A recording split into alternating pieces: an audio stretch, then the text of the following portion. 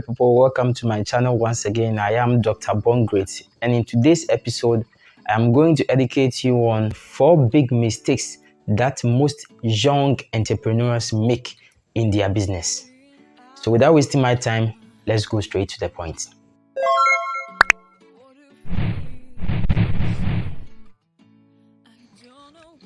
The first mistake that I would like to talk about is that most young entrepreneurs do not start early. You see, the first thing that you need to consider is that whenever you want to establish a business, you need to start early. You see, when it comes to business establishment, it's all about your mindset and your maturity, how you'll be able to handle situations or to be able to make the right decisions at any point in time. If you really want to establish a business, you need to start early.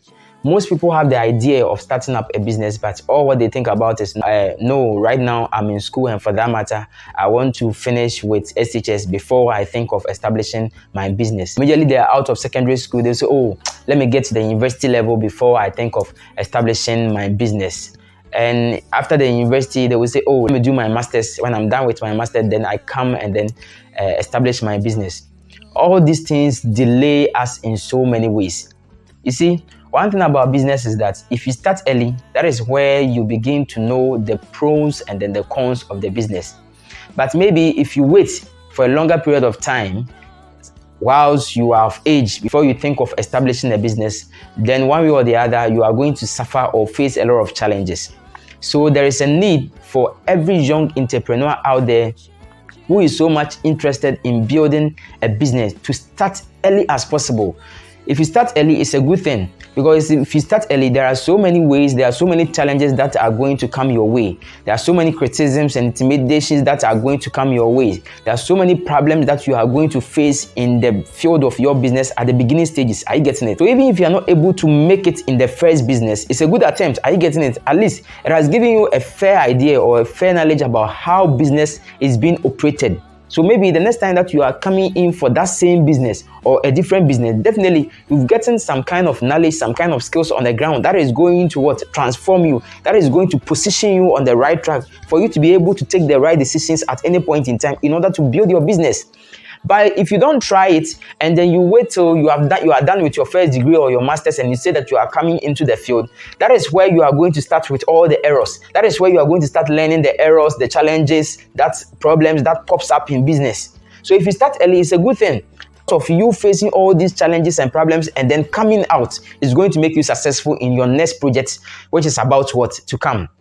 Please, are you getting it? When it comes to business establishment, please, if you want to become a young entrepreneur, try to start your business very early so that you'll be able to know all the cut corners in the business. If you wait till you are done with your master's or your first degree and then you are coming into the job, it's a different thing altogether. Now that you are going to learn everything, are you getting it? So probability for you to lose is very high. Are you getting it? And that time you may see that maybe you may think that you are matured enough, and for that matter, if you try and all these pressure, the storms of business stress begin to pump you or begin to squeeze you alive, you are going to say that business is so tough, and for that matter, I won't do business anymore. And you quit. When you quit, then it means that you are going to follow the suit, like searching for job. And you know, in our system, it's not easy searching for job in the country too. So you're going to suffer a lot. So it will be better you start very early if you want to become a young entrepreneur. Start very early. Are you getting it? So if you start very early, it's a good thing. Are you getting it? You are going to know all the secrets, all the loopholes and everything, so that whilst you are growing in the business, your mind will also be broadened. Are you getting it? To be able to know how to handle certain things. Are you getting it? So that when the storms come, you'll still be alive. Are you getting it? Second thing that I would like to also talk about, or the second mistake that most young entrepreneurs do, is that they start big businesses. As I was saying, maybe somebody wanted to start a business. Instead of the person to start the business very early, maybe if you wanted to open a poultry farm and maybe you've not done some before, the first thing that you are supposed to have done is that you were supposed to have at least gone in for some small fowls in the house, about 10 of them, and begin to rear them, so that you'll be able to know all the loopholes and then the pros and cons in the business from the beginning stages, so that the time that you are going in for the extensive one, you know the kind of decisions that you are going to take. But most people or most young entrepreneurs come into the business by opening a big business at once by force. Boom, and then it's there. So when you open a bigger business like that, and they do not have much skills on the grounds. Are you getting it? So sometimes whenever there are little problems that begins to pop up in the business, then the business begins to go down, or perhaps the business may collapse. So don't think of establishing a bigger business at the beginning stage of every business.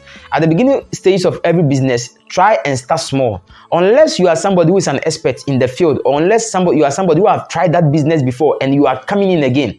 For that one way or the other, you may have the skills, you may have the stamina. Are you getting it? To face it whilst establishing a bigger business, because you've started a small one before and then you know how things were, and for that matter, it becomes very easier for you to be able to establish a bigger business. So if you have never tried a small business before and then you are a young entrepreneur coming into the business field, please don't open a bigger business boom at once. No, don't do that. And even in the business too, if you haven't tried that kind of business before, make sure you come in small piece. Maybe if it is about, let's say, clothing, that maybe you want to open a big boutique, you can decide to start going in for second-hand clothing, few of them. Are you getting it?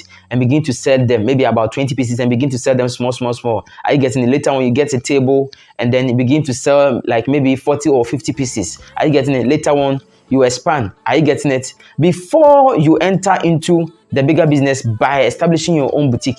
If you don't do it this way and then boom at once, you open the boutique and people are not patronizing, you see, hey, Charlie, the way I saw that this clothing business will be moving, Charlie, that is not how it is moving. And for that matter, all my money is also stuck because I have accumulated all my money into the business. If you do that, then it means that you are going to suffer a lot and you are going to bear high risk, because the things are there, but people are not patronizing it. So what are you going to do? I know somebody will say, I'll go and do advert and stuff. If you do advert and people don't come, what about that?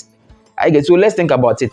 In any business that you want to venture, if you know you haven't tried that business before and you are a young entrepreneur, try and establish a small aspect of that business and see how things may run. If it goes well, then you extend it a little bit to it medium size before the big and then the bigger. So that is the second mistake that most young entrepreneurs do. They just come in with a big business and then that's all. So by the time that they realize, they see that things are not moving as they plan.